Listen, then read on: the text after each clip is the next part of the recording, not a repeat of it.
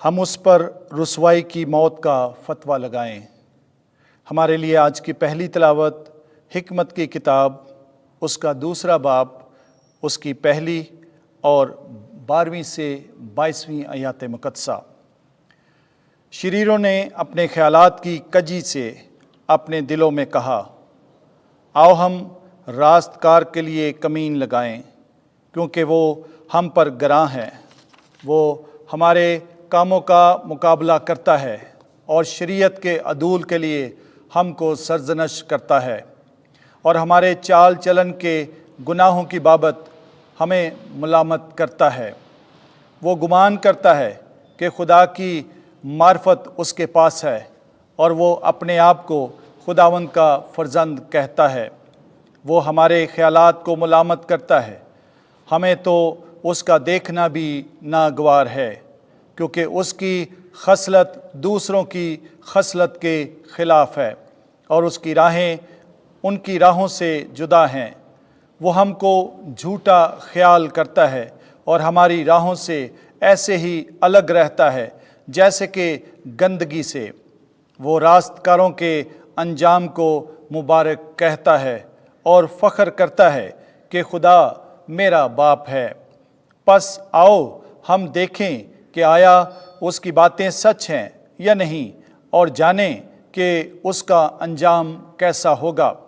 کیونکہ اگر راست کار خدا کا بیٹا ہے تو وہ اس کی مدد کرے گا اور اس کے دشمنوں کے ہاتھ سے اسے چھڑا لے گا۔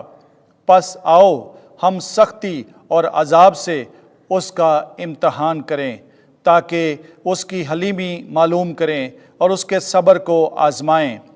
ہم اس پر رسوائی کی موت کا فتویٰ ڈالیں، کیونکہ اس کے کہنے کے مطابق اس کی خبر گیری ہوگی۔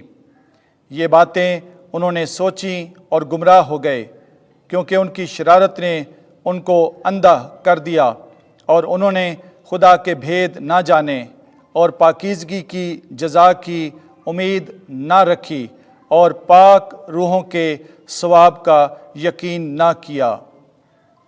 پاک کلام کے پڑھے اور سنے جانے پر خدا کی کثرت سے برکت ہو۔ زبور 34 جماعتی جواب۔ خداوند شکستہ دلوں کے قریب ہے۔ خداوند کا چہرہ بد کرداروں کے خلاف ہے، تاکہ ان کا ذکر زمین پر سے مٹا دے۔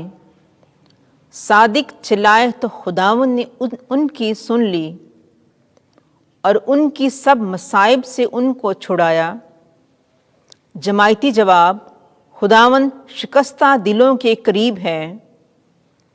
خداوند شکستہ دلوں کے قریب ہے اور خستہ روحوں کو رہائی دیتا ہے۔ صادق کی مصائب بہت تو ہیں، لیکن ان سے خداوند اسے چھڑاتا ہے۔ جماعتی جواب۔ خداوند شکستہ دلوں کے قریب ہے۔ وہ ان کی سب ہڈیوں کی حفاظت کرتا ہے، ایک بھی ان میں سے توڑی نہ جائے گی۔ خداوند اپنے خادموں کی جانوں کا فدیہ دیتا ہے، اور جو کوئی اس پر توکل کرتا ہے وہ مجرم نہ ٹھہرے گا۔ جماعتی جواب۔ خداوند شکستہ دلوں کے قریب ہے۔ خداوند آپ کے ساتھ ہو۔ انجیل مقدس یوحنا کے مطابق اے خداوند تیری تمجید ہو۔ 7واں باب پہلی آیت سے دوسری آیت، پھر 10ویں آیت، اور پھر 25ویں سے 30ویں آیت۔ وہ اس کو گرفتار کر لیتے، لیکن اس کا وقت ہنوز نہیں آیا تھا۔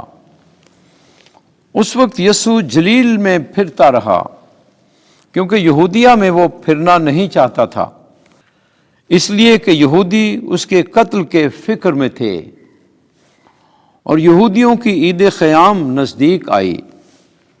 لیکن جب اس کے بھائی عید میں چلے گئے تو وہ بھی گیا، ظاہراً نہیں بلکہ خفیتاً۔ تب بعض یروشلمی کہنے لگے کہ کیا یہ وہی نہیں جس کے قتل کا فکر ہو رہا ہے؟ اور دیکھو وہ تو اعلانیہ بولتا ہے اور وہ اس سے کچھ نہیں کہتے۔ کیا شاید سرداروں نے بھی سچ جان لیا ہے کہ المسیح یہی ہے؟ لیکن اس کو تو ہم جانتے ہیں کہ کہاں کا ہے، مگر المسیح جب آئے گا تو کوئی نہ جانے گا کہ کہاں کا ہے۔ تب یسوع نے ہیکل میں تعلیم دیتے ہوئے بلند آواز سے کہا کہ تم مجھے جانتے ہو اور یہ بھی جانتے ہو کہ میں کہاں کا ہوں، اور میں آپ سے نہیں آیا مگر جس نے مجھے بھیجا ہے وہ برحق ہے، اس کو تم نہیں جانتے، میں اسے جانتا ہوں، اس لیے کہ میں اس کی طرف سے ہوں اور اسی نے مجھے بھیجا ہے۔ اس پر وہ اسے گرفتار کرنے کی کوشش کرنے لگے، مگر کسی نے اس پر ہاتھ نہ ڈالا کیونکہ اس کا وقت ہنوز نہیں آیا تھا۔ انجیل مقدس کے وسیلے سے ہمارے گناہ معاف کیے جائیں۔ اے مسیح تیری ستائش ہو۔